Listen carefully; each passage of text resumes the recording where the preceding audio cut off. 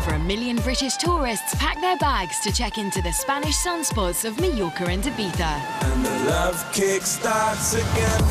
These jewels of the Mediterranean are famed for their crystal clear waters, miles of sandy beaches, and party till dawn nightclubs and bars. But on a well-deserved summertime break, the last thing any holidaymaker wants is to break a limb or crack their heads. But some unlucky tourists are going to be trading in their sun loungers for hospital beds, their drinking bottles for drips, and the sunshine for the surgeon's lamp. In this new series of Sea and A+E, we've been granted exclusive access to 5 hospitals in Ibiza and Mallorca, and we're going behind the scenes 24/7 with the tireless medics as they patch up and plaster, revive and restore the battered and bruised Brits who've swapped their passports for pain. Introducing Sea and A+E, narrated by Jane Collingwood. Audio described by Penelope Parisi. A montage of shots of surgeons carrying out operations, injections, helicopter rescue services, patients on stretchers and x-rays. Coming up, Richard fears he may be paralysed following a pool diving disaster. I can hear people shouting at me, but they sounded very distant. Geordie Goliath Neil collapses in agony after a giant felling blow to his knee. And Irishman Paul fights for his life in intensive care as he's hit for 6 by a trio of massive heart attacks. Really worrying at the moment, because I could have another heart attack.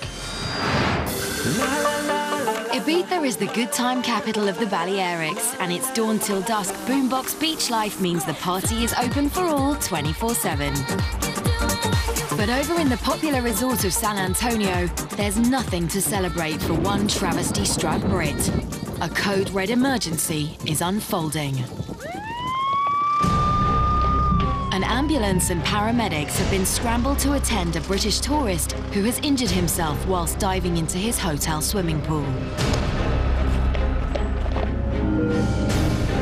Initial information is limited, but there's real concern that he may have broken his neck.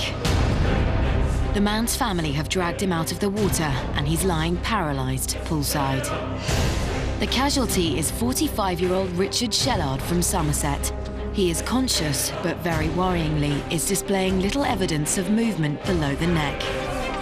As Richard is transferred to the ambulance, the chief paramedic, Jose Luque, describes what's wrong with him. He has an injury in this part of the brain.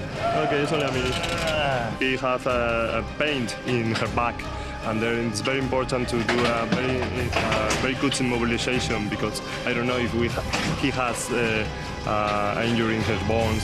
Richard's pain may be the result of nerve damage sustained when his vertebrae crunched as his head hit the bottom of the pool. The ambulance is bound for the Clinica Rosario. As it red lights it to the hospital, paramedics try to get any information from Richard that may help the doctors. Do you remember now what's happened in the swimming pool? Yeah. I was probably acting 20-year-old, and even though I shouldn't dive in, I dived in and didn't dive very well and cracked my head on the floor. Yeah. Don't move, no. I can hear people shouting at me, but they sounded very distant. The journey to the hospital is aggravating Richard's pain, but the crack paramedic team know that with a spinal injury, the first few hours are critical. You feel pain? You feel a lot of pain? Yeah. In my back when the ambulance brakes. Yeah. As he is transferred into the Clinica Rosario, worried wife Hazel sticks close by. Inside the hospital, Richard is rushed to a consultation room, where trauma specialist Dr. Sabater is standing by. What happened? Silly boy. Silly boy? Yeah, dived into the pool and hit my head on the bottom. Okay, where is the pain? Bottom of my neck and halfway down my back. Okay, squeeze my hand. I can't squeeze because it hurts because of the thing in my... Ah, yes. Dr. Sabater's initial examination reaffirms fears that Richard may have broken his neck. 1, 2, y 3. There can be no delay now in getting him to a CAT scan. The CAT scan technicians concentrate on the brain, neck and spine area, looking closely for any signs of hemorrhaging or breaks. The scan shows that Richard has suffered no brain damage. The heart is normal because there isn't any brain damage. No blood inside the brain. But there is damage to the upper vertebrae, a possible fracture, and a high risk of dislocation, which, as Dr. Sabater explains, could lead to paralysis or even death. Here is coming the spine.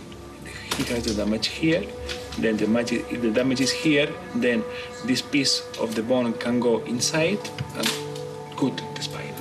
And then it's not, he can breathe, and then he can do nothing. And then you can die. As Richard faces up to the fact he could be paralyzed.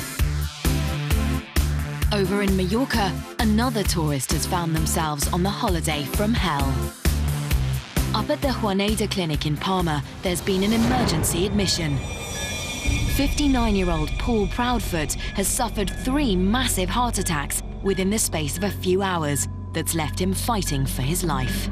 He's been rushed into intensive care, but he knows he's lucky to be alive. All of a sudden I just felt all weak and dizzy, sweaty. Sweating, but it's cold at the same time. My wife kept saying to me, "Do you feel all right now?" And I said, "No, there's something wrong. I know there's something wrong." Because I never had this before in my life. Wife Bridget was shocked by her hubby's ticker trouble. He was just all over the place. I thought first he was having a stroke. I didn't know anything about his heart because the night before, and even on the plane, he was absolutely brilliant. There was nothing, and all of a sudden it just came on. Paul's condition is even more serious because he has suffered multiple coronaries in succession, which may have weakened the wall of his heart. It's really worrying at the moment because I could have another heart attack. Images of tourists enjoying a variety of outdoor leisure activities. As Paul faces his greatest fears alone, holidaymakers all over the island are making the most of Mallorca's endless beaches and laid-back charms. But over at the Muro Hospital, it's all systems go for the already under-pressure medical teams. A&E is standing by for an emergency admission. Arriving by ambulance is 31-year-old Neil Edney from Tyne Weir in Newcastle. Neil slipped up at his hotel. The fall left him crippled on the floor with an agonising pain in his right knee, which has swollen up to truly monstrous proportions. Weighing in at over 20 stone, it takes a team of 4 medics to get the Geordie giant onto a gurney. How is your blood pressure? The medical staff goes straight to work. Their priority is to X-ray the knee, but Neil is in agony. He's afraid to let them touch it. No. To get Neil in the correct X-ray position has caused him excruciating pain. And the big man is terrified his knee is going to be touched again. They're not going to make me try and straighten it, are they? I'm not going to get made to straighten that for another X-ray, am I? Now I'm going to first take you some blood and give you an IV. To take his mind off his knocked-up knee, he describes what happened leading up to his injury. I was just walking with my oldest son and daughter, and we walked down a little bit of a ramp out of the hotel, and I just slipped. My leg went behind me, and I felt something go around to the side of my knee. Hospital welfare officer Helen has spoken to the doctors and has an initial diagnosis. Edney has just been brought in. He's got a luxation of the knee. That's what they suspect. So what they're going to do now is to make X-rays, and then they possibly will have to put it back in its place. But Neil's greatest fear comes true. The first X-ray failed. He must be manhandled again. Oh no! Okay. Can I get some painkillers? Yeah, and then we're gonna cross the leg. Okay? Yeah. Bit wide. All the time it's out of place, it's very, very painful, yes. Once it's put back, which then it's quite a relief, actually. As he waits to be X-rayed again, wife Leanne arrives at his bedside. I wanted to straighten me leg to take this X-ray. I said, I'm not doing anything till I get some painkillers. The medics put Neil on a pain-relieving drip. My leg feels like it's going to slip. But it's not enough to stop the X-ray chamber from becoming a chamber of horrors.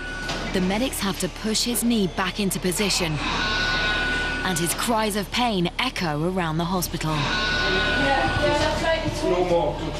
Leanne is shell-shocked by seeing her husband in such agony. Never, ever seen him like that. It's horrible. The painkillers hadn't even worked.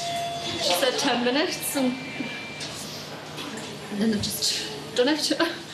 As Neil overcomes his shock, he now has an anxious wait for the X-ray results.